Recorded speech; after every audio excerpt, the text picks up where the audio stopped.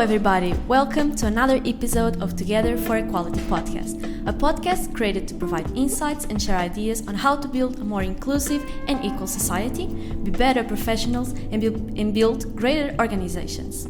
My name is Joana, and I'm a second year undergrad student, and I'll be leading this episode together with our wonderful guests. In today's episode, we will talk about gender equality in football, and to share some of these ideas, I am really excited to introduce you Leonor Silva. Welcome. Who is a second year undergrad student at Católica Lisbon and also has been for many years a very talented football player. So, welcome and thank you for being here with us today. Do you want to tell us a little bit more about yourself? Yes, sure. Thanks for having me, first of all. Then, as you said, I'm a second year student here at Católica. Before that, I went to high school in Escola Secundária do Restelo, and I've been playing federated football since I was 13, so this will be my 7th year. And before that, I played 3 years of basketball too, and I love anything that has to do with sports. What else? I'm a big foodie and a huge Formula 1 fan. Oh, great. So nice. As you already know, at the end of each podcast episode, our guest asks a question related to equality to our next guest. So, in our last episode, we spoke with Andrea Pinto and Marina about the importance of mental health. The question they left for you is, what issue of discrimination do you feel ignored, looked over, or completely dismissed as non-existent? And what measures do you think could be taken to raise more awareness about it? Yeah, so there's something I caught on a few days ago, and I didn't really know about it, so I did some more research because it really interested me, and I think it's a good topic to bring to answer that question. And it is the autism in women and female, which is massively underdiagnosed, misdiagnosed, or diagnosed very late in life. And what I found is that for years they've thought that autism was 4 times more common in men, but with recent studies they've just found out that that wasn't the issue. The issue was that the autism was still there, but it wasn't diagnosed properly, and that's because a lot of the characteristics of autism go more unnoticed in women, and also because the majority of studies in autism have been done in white men, so it just goes undiagnosed for years and years. Oh, I didn't know that, so Thank you for sharing that. So we will start our interview, and the first question we have for you is, when did you start playing football and why this passion for the sport instead of any other? Yeah, so I've played since I can remember with my dad since I was little. I've always played. I can't remember not playing, so I've always played in the weekends at school and all of that. And when I was 13, I was playing basketball because there weren't really that many opportunities to play football with just girls. But then I found something, and I could finally play in an all-female club, so I jumped at the opportunity, and I've been playing ever since. And in what clubs have you played? So the first year I played in Clube de Futebol Benfica. FOFO is the nickname. Then I changed and I played for 3 years in a club called Lisboa Sport Clube. And now for the past 3 years I'm back at FOFO, and that's that. And so why are you currently playing for FOFO right now? Yeah, first of all, because I've already played there before and I really liked it, and then because it's a club with a lot of history. They were one of the pioneers of women's football. They were actually champions in 2014, 15, back to back, and I know they care about women's football and they invest in it, so I think it was a safe choice. Yeah. And what qualities have you learned from football that you consider value and important for your everyday life? Oh, so many. I think not only football, but playing a sport is so valuable in general, and I have a bias for team sports. I think those bring even more value, because all the aspects of playing in a team and not relying only on yourself and having to deal with others and and their differences in personalities and whatnot. And also I think a little bit, I was captain for a couple of years, so that taught me a lot about leadership. Yeah, and then time management, though I'm not the best person to talk about time management, but it did teach me. We will go there. And what did you say it's the hardest part of working as a football team? Yeah, building on my previous response, I think is dealing with everyone. Like it's not just you. You can be doing your best and having like the best game of your life, and someone else can make a mistake or something, and that can be hard to digest sometimes. But you just have to understand that it's not just you, and you win together and you lose together. Yeah. Your best is not the team best sometimes. Exactly. Yeah. And what did you say it's your favorite part of working with your team in specific?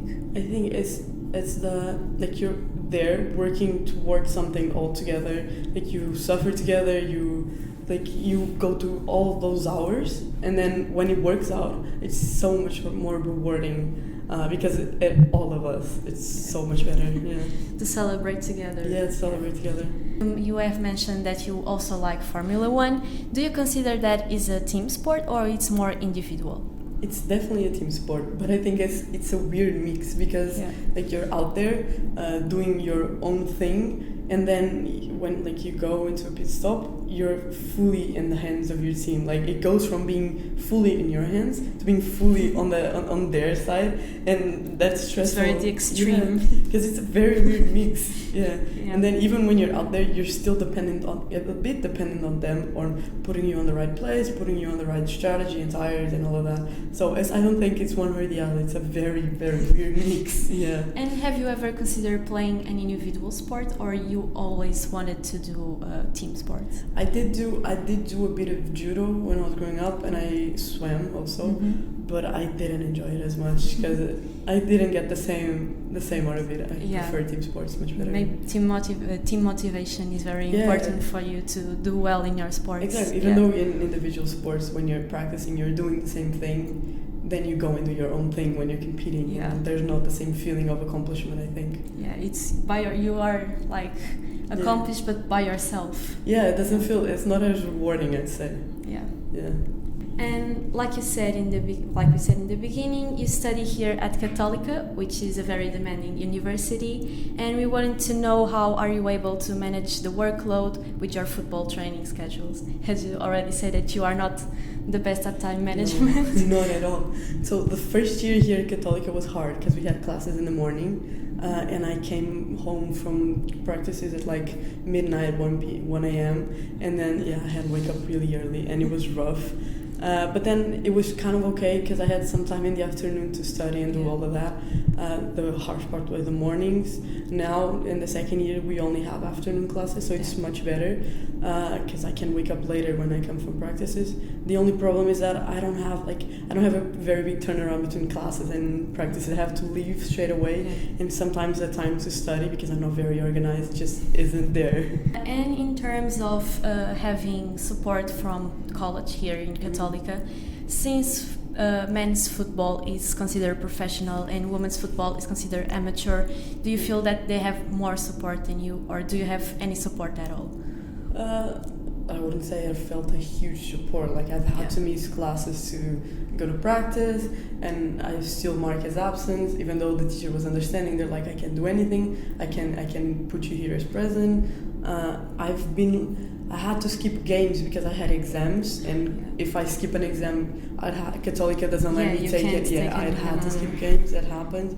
And where you were mentioning about men's football being professional, like there being more professional teams, is that, for example, I could be playing in the first division, and I'm not considered professional because it's amateur, and then I don't get to be a student athlete, and I don't have the benefits of being a student athlete. Yeah, because student athletes have that benefits. Yeah. You can, if you have a lower average, but you can get in. You can get in. They're more flexible with schedules and practices. And it's much harder to reach the cut line of getting that status. Yeah, that's so unfair. And as you know, our club spreads awareness for inequalities that take place in various aspects of our everyday life.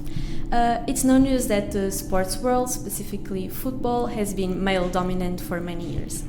Have you ever experienced this unfair behavior directly, or saw it happening with, for example, one teammate? Yeah, I think both. I think even if you don't realize it's always there. Like from when I was little, like asking to play with guys, and they being like really reluctant to let me play. And when they did let me play, no one passed me the ball. Like I know what that is. Like no one passed me the ball. I had to like get it myself, show that I could play something, and then they'd eventually start passing it to me. Yeah. What I found out was that if you had a guy friend that went with you, like he passed you the ball, so all the other guys like started like also passing you the ball. Yeah, you can see that you actually can play inside. But you needed to have someone there to That's Do you have any suggestions of what could be done to shift people mentalities on this topic and to promote a more equal sports world?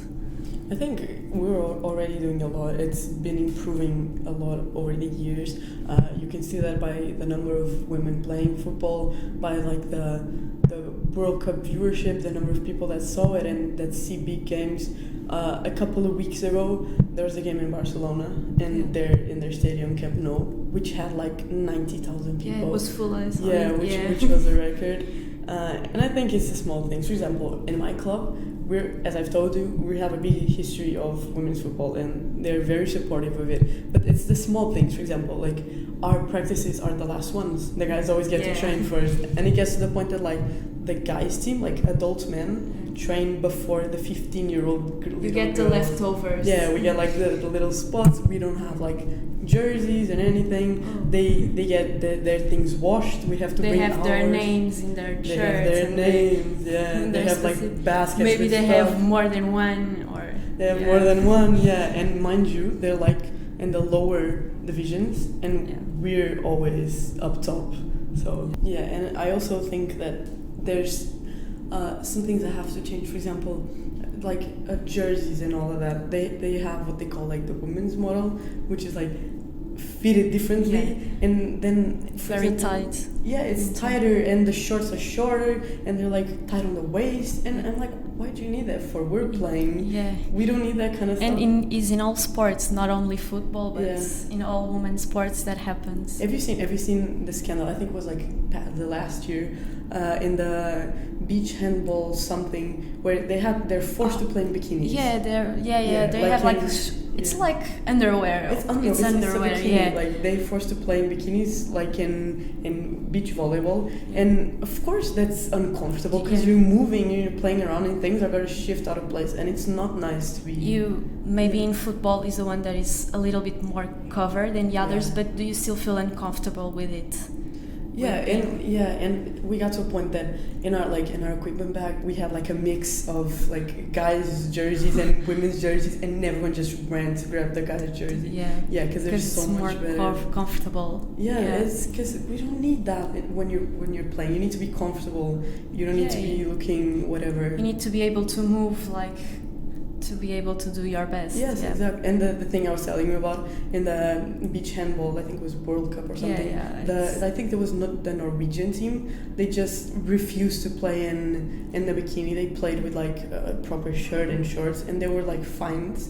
And they were almost banned from playing. And then I think Pink. That part I didn't know. And then she came and she was like, "I'm gonna pay you guys this fine so you can keep playing." That's just ridiculous. Yeah. Do you have good support, like in terms of therapists, massagists, physiotherapy in your club? Yeah, I know that's something that women's football is much better than other women's sports, because in that aspect I think we are well supported. Like I've always had, even when I was like under 17, under 19, I've always had like a physical therapy. There's also someone there to help you, and especially now this is my first senior year, and I went up to the A team, and the amount of people we have, I cannot believe it. We have like a coach, a second coach, a third coach, a guy that watches the videos, the guy that gets us in shape, the massage, a psychologist, the physical therapist. We have so many people. Yeah, I didn't know that. I thought that there wasn't so many people in women's football, but I think like in other sports, in other like volleyball and basketball, maybe they don't have that much support as football. Yeah, even that in men's sports, they're so like they have nothing. Even men's sports, so imagine women's sports. It's even worse. Yeah, so in that aspect we're a bit better. I think. Do you feel like there is an elite within the football club sometimes?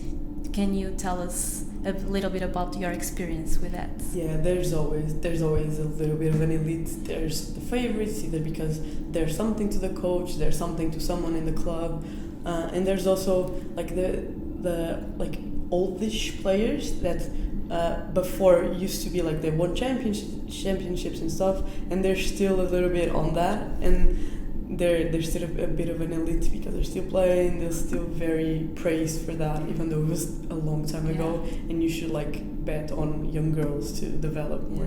I think that happens a lot, like in every, not only in sports but in every profession.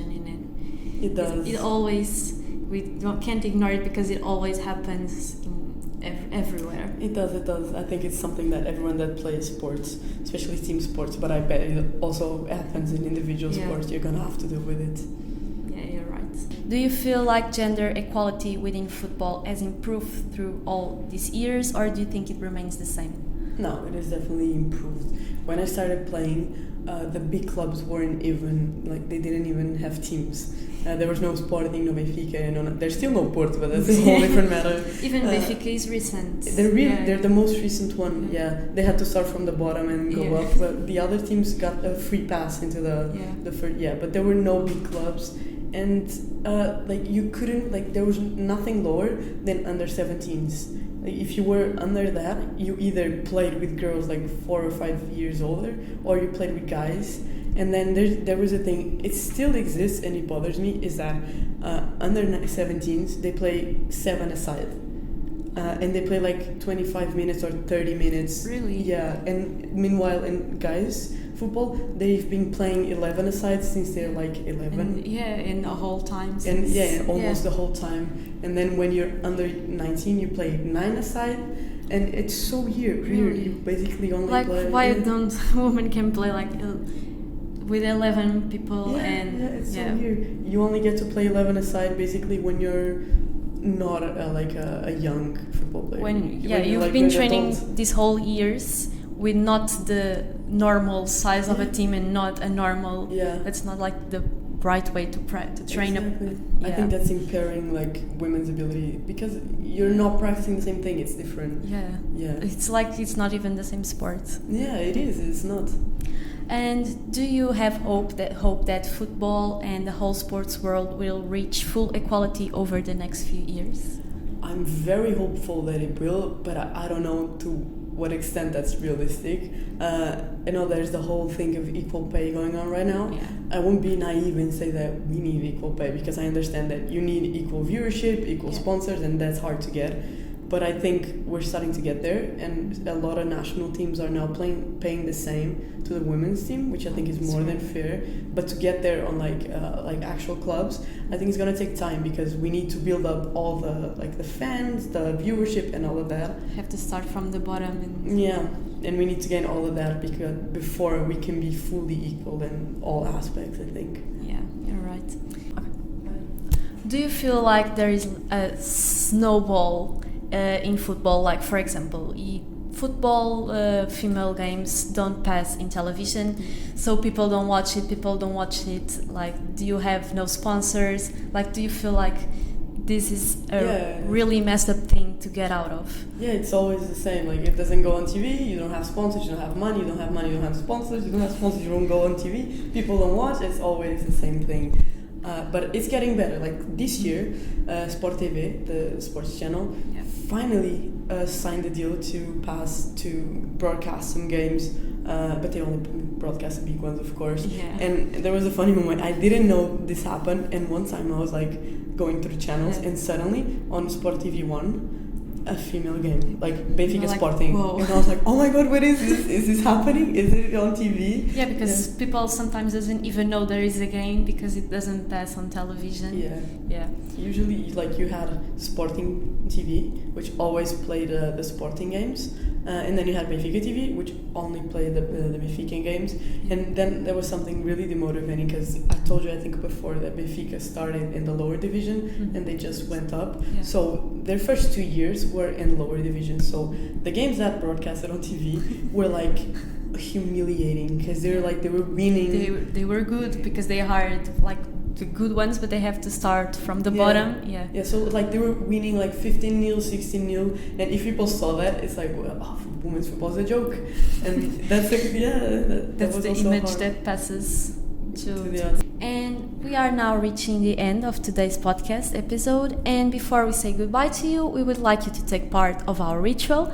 So I'll ask you to give us a question you would like to see answered by our next podcast guests. Yeah, so my question takes quite a bit of build-up, but I'll start introducing it. So, as you know, like, girls and women play far less sports than guys. It's always been like that. So, and there's like a variety of factors for that. So my question for the next guest is, I wanted to know if they've ever felt like a girl or something that they couldn't do sports the same way for a variety of reasons. For example, like cultural reasons, like feeling or being told that sports are for boys, or because of accessibility or variety. For example, like there not being an opportunity to continue playing your sport, or not being a convenient opportunity, or for example, the sport you want to play is not available for females, or lastly, for example, for a lack of female coaching staff or female role models to look up to. And I wanted to know if they've never played sports because of one of those reasons. Yeah, that's a great question. Thank you so much for your time and value insights. It was a pleasure having you here with us, so thank you for coming. Feel free to always reach out on our social media accounts. You'll find us under the name Equality in Business on LinkedIn, Facebook and Instagram. Looking forward to talking to you in 2 weeks, and until then, stay healthy and safe.